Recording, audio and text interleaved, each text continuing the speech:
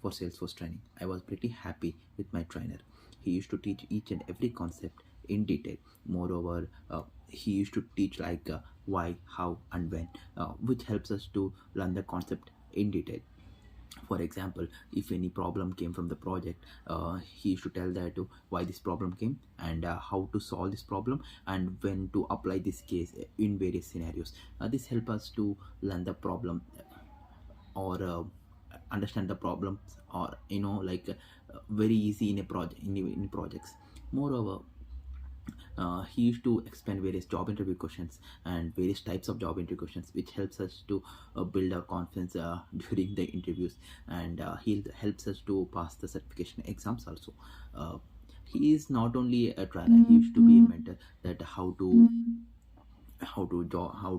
clear the job interviews, and what are the companies are expecting. And he used to teach the latest Salesforce developments. And moreover, he used to teach us what are the Salesforce is expected, what are the future developments also. And all the things I used to get in Salesforce.